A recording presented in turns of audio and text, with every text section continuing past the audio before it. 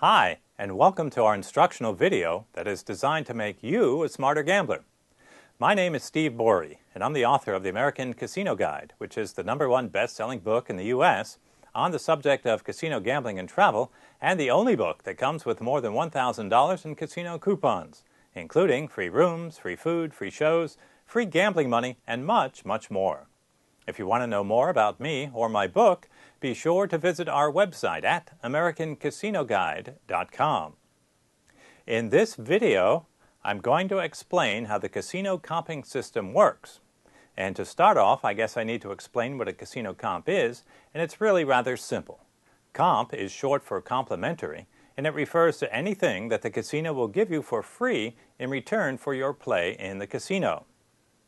For a low-limit player, it might be a $10 comp at the coffee shop, but for the high roller who's willing to bet thousands on the turn of a card, the comps could include private jets, limousines, gourmet meals, and butler service in million-dollar penthouse suites. Now, you can earn comps for playing slots or other electronic machines in a casino, as well as for table games, but in this video, we'll only be focusing on table game comps. The important thing to understand about casino comps is that if you know you're going to be gambling anyway, you might as well ask to get rated to see what you can get back in the way of comps. And here's how it works. When you first sit down at the table, be sure to tell the dealer that you want to be rated. They will then probably call over a supervisor in that pit who will ask for your Players Club card to identify you, and then they will track how long you play and how much you bet to determine how much you should be given in comps. The supervisor, who's also called a floor person, won't stand there and constantly watch you. Instead, they'll just glance over every once in a while to see how much you're betting and note it on a card, or if they use an electronic system, they'll input that information into a computer.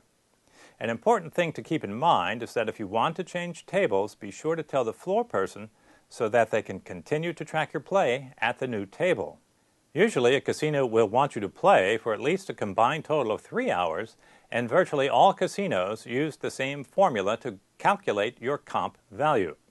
They simply take the size of your average bet and multiply it by the casino's advantage on the game you're playing to come up with an expected loss for each time you play. They then multiply that by the average decisions per hour in your game, and that result is then multiplied by the length of your play in hours. The end result is what the casino expects to win from you during your play, and the casino will return anywhere from 10% up to 40% of that amount to you in the form of comps. So, let's say you're a roulette player that averages $20 a spin and you play for 4 hours. What's that worth in comps? Well, just multiply your average bet of $20 by the casino's advantage in roulette, which is rounded up to 5.3%, to get $1.06, which is the average amount the casino expects to make on you on each spin of the wheel.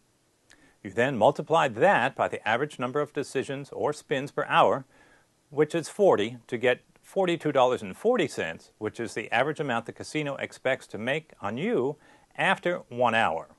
Then multiply that by the total hours of play, which is 4, to get $169.60, which is the average amount the casino expects to make on you during your 4 hours of play.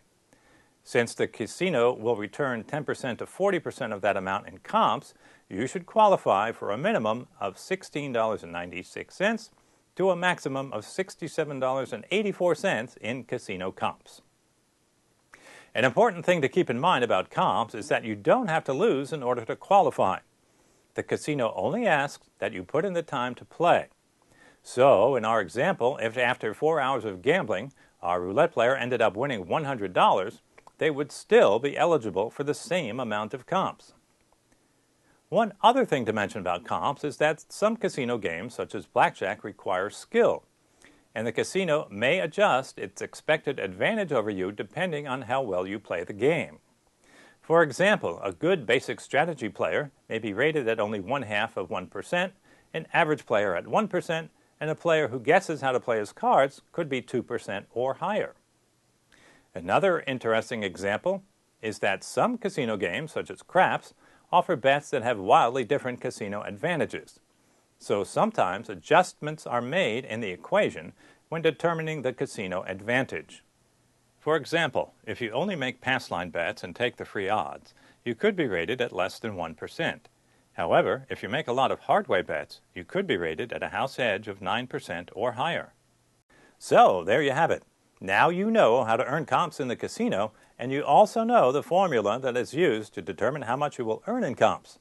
However, I did want to make one last final point about earning comps.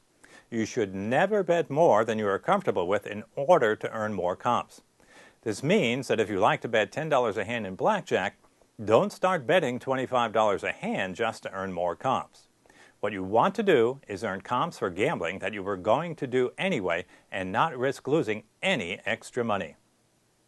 Don't forget that you can see more of our educational gambling videos on our YouTube channel. Just go to youtube.com/AmericanCasinoGuide.